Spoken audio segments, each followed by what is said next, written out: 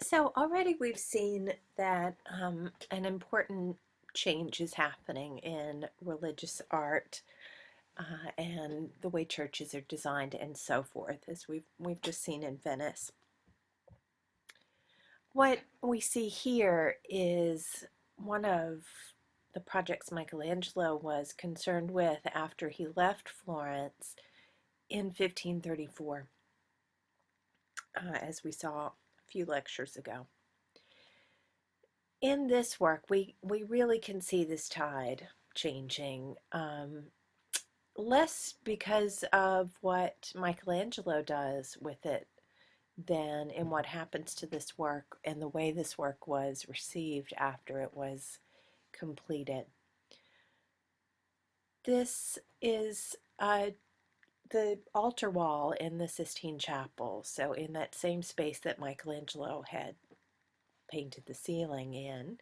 But they the Pope wanted to have a scene of the resurrection behind the high altar space, and it was Clement VII who originally commissioned Michelangelo to do that. But after his death, Paul III, who was the next pope, decided to have it be a Last Judgment scene instead, and so that's what Michelangelo worked on. What we see is Christ here in the center with his mother, the Virgin Mary, here to his right side. And then you have this, huge mass of people who are saints. They carry attributes to help us identify who they are. We've got these figures of angels above who have a column symbolizing fortitude and a cross, obviously symbolizing the faith. There is a crown here, probably references the idea of the crown of martyrdom, since we have all of these saints and such around. And as we scoot down a bit further, in the painting, we see that there are souls that are ascending into heaven. They have come out of their graves. They have regained their skins. We can see that happening, especially here in the background. And once they have returned to their bodies, they begin their ascent into heaven if they are judged to be worthy by Christ. If they are not deemed to be worthy, then of course they are cast into hell. We see hell, in fact, pretty graphically represented over here as we have the souls that are struggling as they deal with the various torments and prepare themselves to enter into the mouth of hell back here. It is a very brightly colored image, which is what we've come to expect at this point from Michelangelo. And in terms of the approach to the body, of course, Michelangelo again shows us his love of these nude forms that are in various contorted poses, exactly what we would expect at this point. They're even bulkier, perhaps, his figures, than what we've seen already, but lots of twisting. Just about every figure is twisted in some way, and that further exposes that muscular tension that he loved so much. So all of that is what we expect. But what is different here is that when Michelangelo finished this painting, there was immediately some pushback about it. And in fact, even as he was painting it, there was one pretty outspoken critic who was a member of the clergy and checked in occasionally to see what Michelangelo's progress was on it. And he did not like this. And the issue was the quantity of nude figures in the scene, and the position that the figures were in was deemed as inappropriate, especially since we're looking at saints for the most part up here. For example, if you look, at these figures that we're seeing from below and behind, um, you know, it was just seen as crossing that line of decorum and not being appropriate, particularly for this space. And in fact, this critic, whose name was Biagio da Cesena, said it was most dishonest in such an honored place to have painted so many nude figures who so dishonestly show their shame, their private parts, and that it was not a work for a chapel of the Pope, but for stoves and taverns. So just, really speaks to that sense of how inappropriate this was. Michelangelo, in response to the constant aggravations of this guy, Biagio, ends up putting him in hell, actually, in the work. And we think that it is this figure here who is encircled with a snake, and that probably, a figure encircled with a snake naturally makes us think of Laocoon as well. So what happens right after Michelangelo's death, and probably was being discussed even before he died in 1564, was what to do with these figures that were increasingly seen as inappropriate for this space. Of course, Michelangelo was so highly regarded by this point in his career that there was probably a lot of hesitation to make any changes to it, and Michelangelo certainly by the 1560s could not have made these changes on his own, as he was quite elderly. But right after his death in 1564, a student of his, or an assistant of his, by the name of Daniele da Volterra, was given the task of repainting sections of this scene, and specifically what he was asked to do was to cover the genitals of the saints. And so he had to put these little swaths of fabric that you see here, and when he finished it, the figures were all completely covered. All of these nude figures had swaths of drapery to make them appear more modest. But what has happened is that in this last restoration campaign, it was decided that some of those swaths of fabric would remain just as part of the story of this object, but that the great majority of them were removed so that we are able to see Michelangelo's hand instead of that of Daniele da Volterra. Just to show you one of these figures in greater detail, this is John the Baptist, and it's quite a fascinating way to show John the Baptist, without a doubt. But this large figure, so bulky, and twisting just slightly to his left to give us that muscular strain that Michelangelo loved. His attribute is usually a hair shirt, and you can see Michelangelo has reduced that practically to a bikini, since you've just got these little strings that hold up the fur right in front of John's private parts. Presumably this was a covering that Michelangelo made and not Daniele da Volterra, but really quite an amazing way to show John's attribute.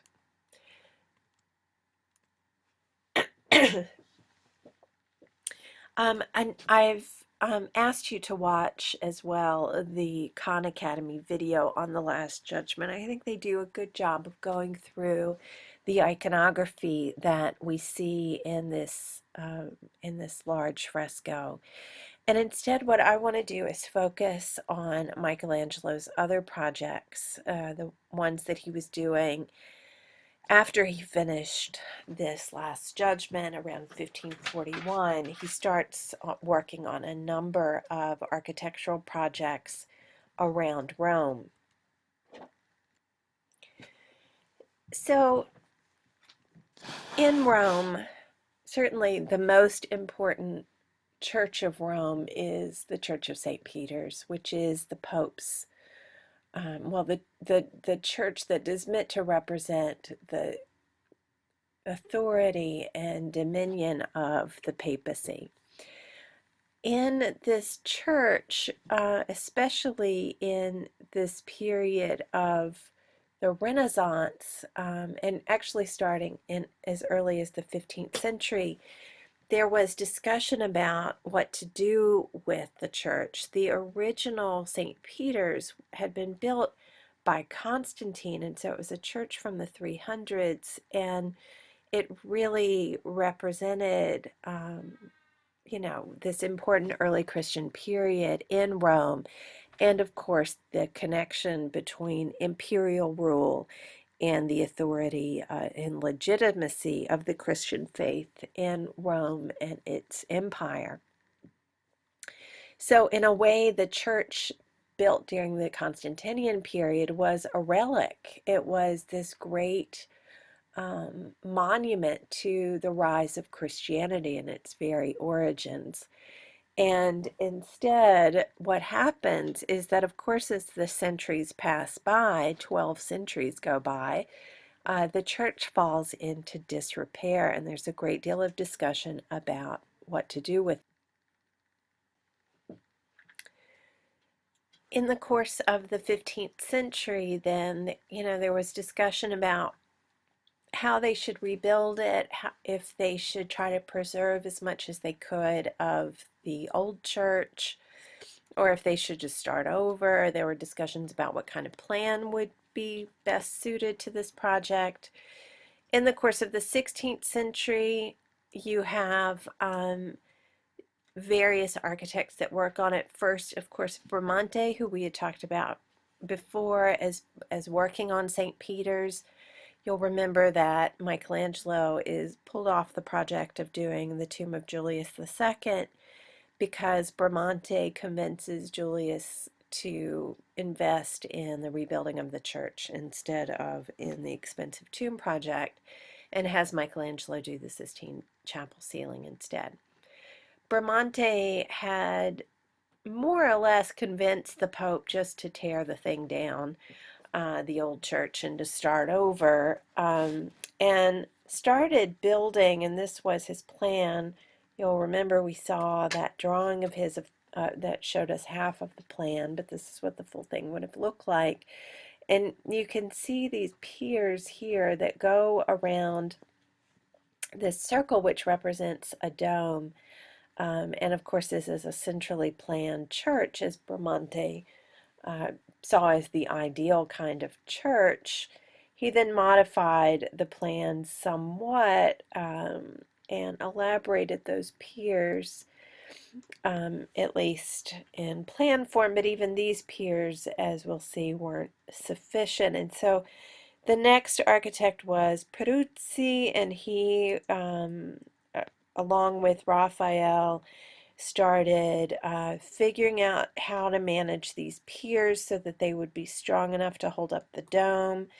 And I mean, Peruzzi didn't make a great deal of changes to Bramante's original plan, and the piers start to be constructed, which ends up being kind of a problem, as we'll see.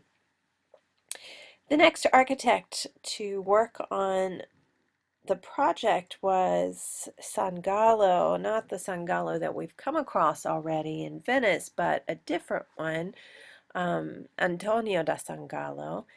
And he changes the plan pretty considerably in that the church is elongated so that it moves away from being centrally planned and returns to the more traditional longitudinal plan church. And then, as you can see, you've got all kinds of spaces that are made here. There are columns with bays, and all of these little dotted lines show you where vaults would have been, and all these little rooms and wall spaces that go all the way around it. It's just crazy full of little spaces. And that is the project that Michelangelo inherits when he starts building or he's given the task to be the designer of St. Peter's. And this is the plan that Michelangelo comes up with. He greatly simplifies Sangallo's plan, makes a sort of central core of a church with a sort of narthex that adds on to the front of the church, so it gives it that sense of direction. But he really strengthens the wall spaces, makes much fewer but much thicker pier supports, which he recognized was necessary in order to hold up the dome.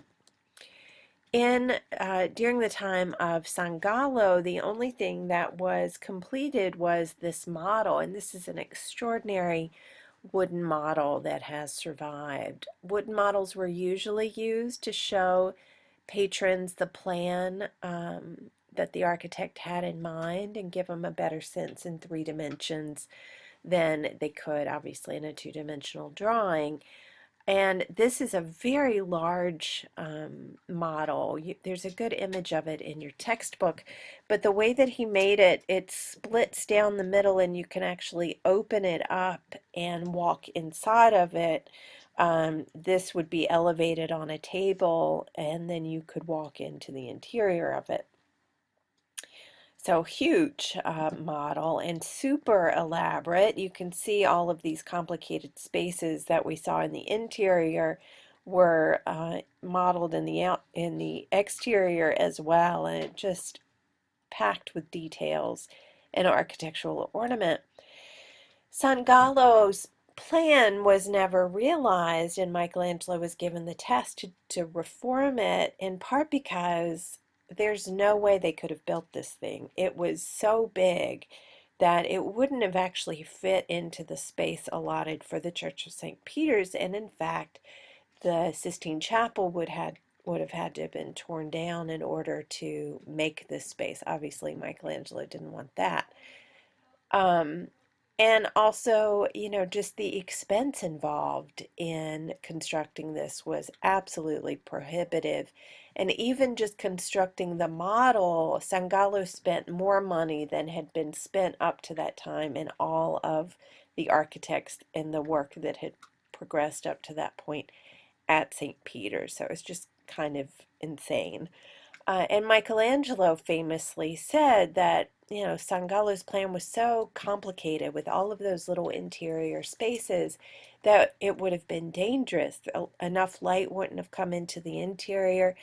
Thieves and other bad people could have been hiding behind different sections and jumped out and attacked people and all kinds of craziness. So a new plan emerges with Michelangelo.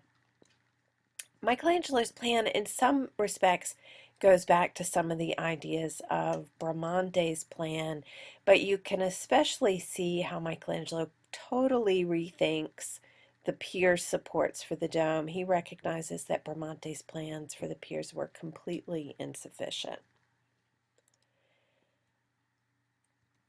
Michelangelo also designs the dome, and progress is made on the dome during Michelangelo's lifetime, though it is not completed. And the facade of St. Peter's and these famous arms that come out from St. Peter's all date to a later period. We may talk about this facade as we start looking at the end of the 1500s.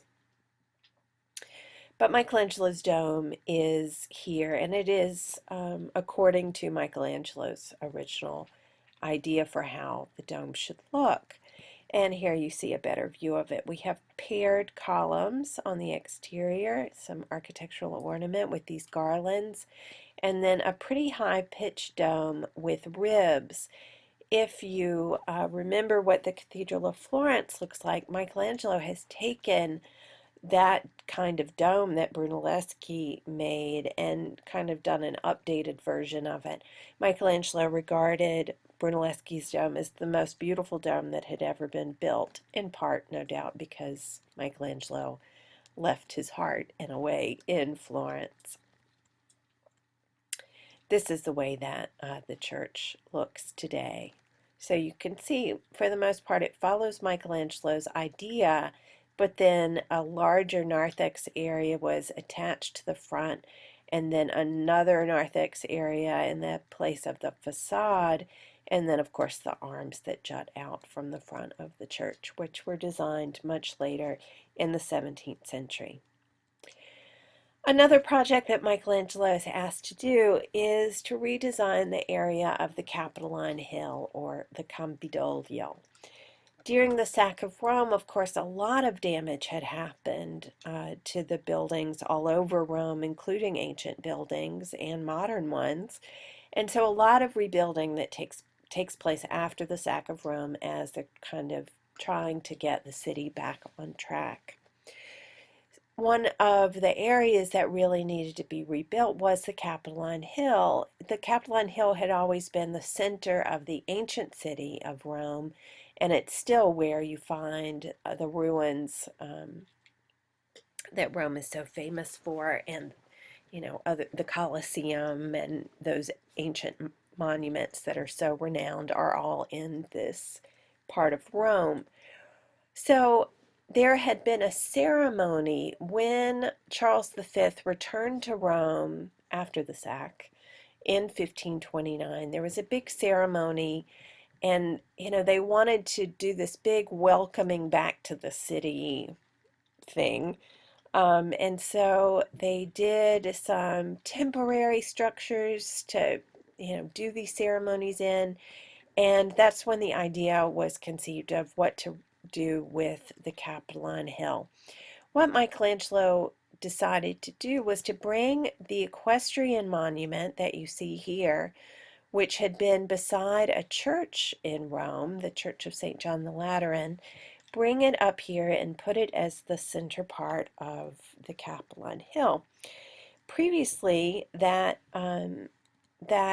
monument had been identified as an equestrian monument to Constantine, but as we've already seen, it was actually the equestrian statue of Marcus Aurelius. It's precisely in this period when Michelangelo is redoing the design of the Capitoline Hill that Marcus Aurelius's identity is discovered. But what Michelangelo does here, this is his plan. It took a long time for all of this to be completed, but his plan was to have the monument in the center with this kind of star-like design in the pavement, and then you would have these two shorter buildings on each side and a larger structure at the end of the piazza that is formed here. These are all government buildings, and they still are government buildings in Rome, this one in particular. These two buildings now, for the most part, house the Capitoline Museum, which is an amazing collection, especially of ancient sculptures in Rome.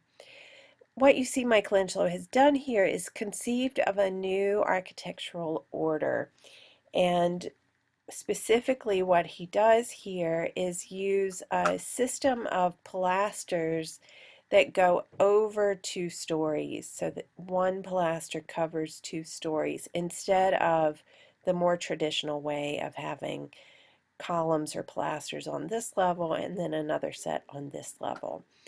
This new design is called the Colossal Order of Architecture, and I actually mentioned it in passing as we were looking at Sansovino's architecture in Venice, because he uses it on the library that he does in Piazza San Marco, and it's quite an influential idea to do the Colossal Order.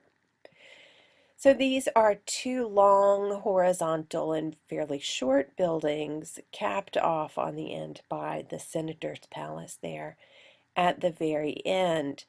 But the whole idea is, and you get a sense of it even from this kind of strange viewpoint, is the idea of like what the viewer sees, these sort of points of views, these vistas that are created. And especially since this was such an important ceremonial space, this was particularly important here, thinking about the design and the ascent up the stairs and what the viewer encounters as he makes his way up to the central point of the piazza. You can see that here, that your viewpoint changes as you make your ascent up the hill, And Michelangelo conceived of these really low-pitched stairs, which would allow carriages to actually go up that way, horses on their own as well. And then that entry point into the piazza is flanked by two ancient.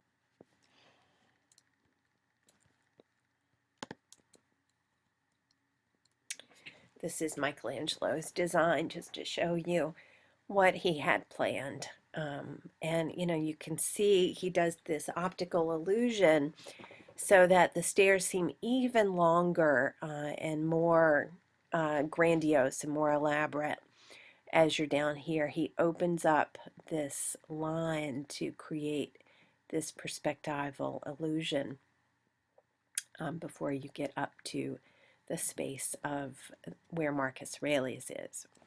You can see he's also put the buildings not straight on, but slightly angled backwards, and they sort of open up to the space of the senator's building. So it's all about the sense of procession and ceremony and vistas.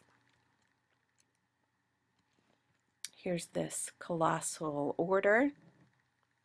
You can see there's a subsidiary order in the space of the loggia below, but it's that use of this colossal order that really unites the facade and creates this rhythm as you go down the facade. As you'll be reading about in the beautiful essay by Bill Wallace on the later period of Michelangelo's life, Michelangelo was very concerned about death and was especially concerned with his personal salvation, but also concerned about his reputation, how he'd be remembered. And like any nobleman of this period or a person with financial means, he started thinking about an appropriate tomb for himself. And he tried out several Pietà monuments that would, sorry, my dog has a squeaky ball. Hang on just a sec. Sorry. So Michelangelo starts thinking about a tomb for himself and sculpts this Pietà with the idea that it would be on his tomb in some way. And he gets very frustrated with this. It's just, it doesn't, the composition isn't right, or something happens with the marble. And if you can see on closer inspection, though you may not notice it immediately, Michelangelo took a hammer to this. He got so frustrated and broke the leg of Christ right off. And one of his students, possibly even Condivi, who writes the life of Michelangelo, works on parts of it. We think this figure may be partially done by Condivi, but it was never completed. In the head here, we see another self-portrait by Michelangelo. And we think that this figure is meant to be understood as Nicodemus. And Nicodemus was Nicodemus was a man who had helped Joseph of Arimathea prepare the body of Christ for entombment, and was also supposedly a sculptor. And so it's not surprising to find Michelangelo, who sees himself primarily as a sculptor, use Nicodemus and put his own likeness on him as part of his sculpture group for his tomb. Another attempt at a Pietà from a little bit later is this one, the so-called Palestrina Pietà. And Michelangelo is unhappy with this one as well and doesn't even get terribly far with it. You can see he's thinking about how to really show the dead weight of Christ, and that's about as far as he gets with it. Finally, his last one is the Rondanini Pietà, which is in Milan. And this one we know he was working on even just a few days before he died. So he was working right up to the end, but certainly it's an incredibly physical thing to carve a block of marble, and surely he was getting weak in his older age.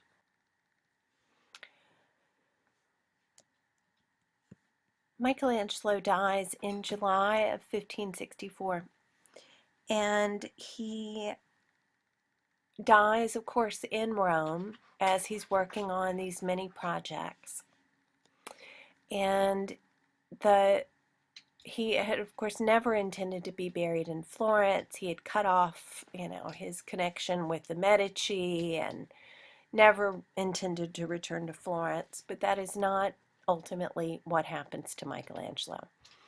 After his death, the Medici and their friends help smuggle the body of Michelangelo from Rome to Florence.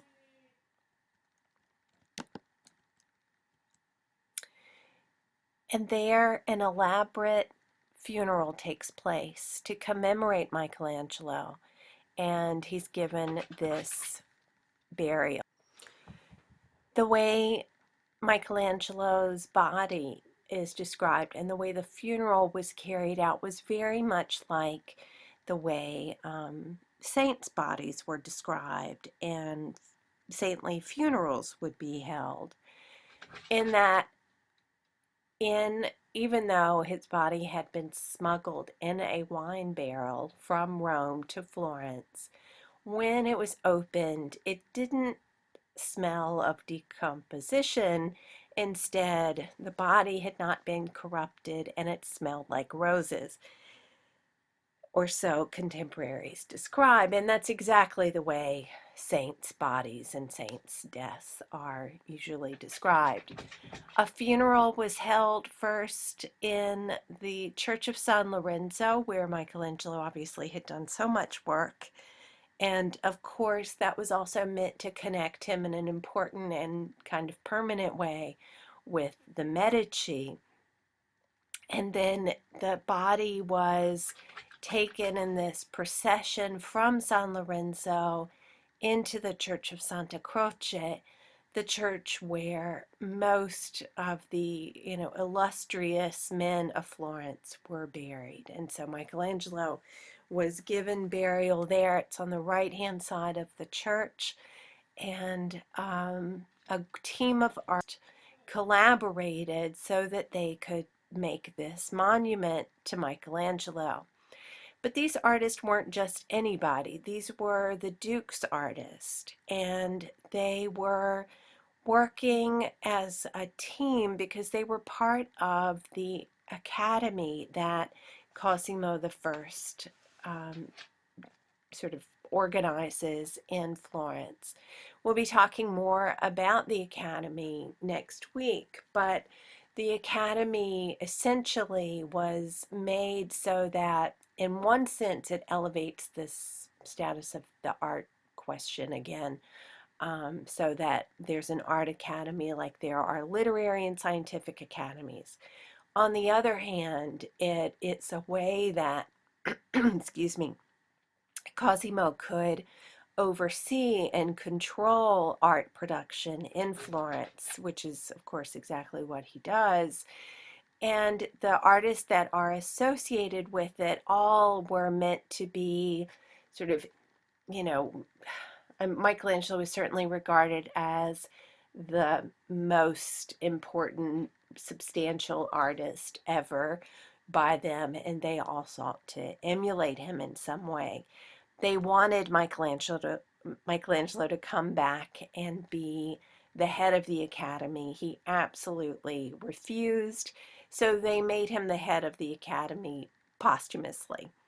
And Vasari was the main guy that is working to organize the academy for the Duke, and he, of course, is the one that writes about Michelangelo's death and funeral, and all of the members of the Academy, and the lives of the artists. That book that I started this whole course telling you about.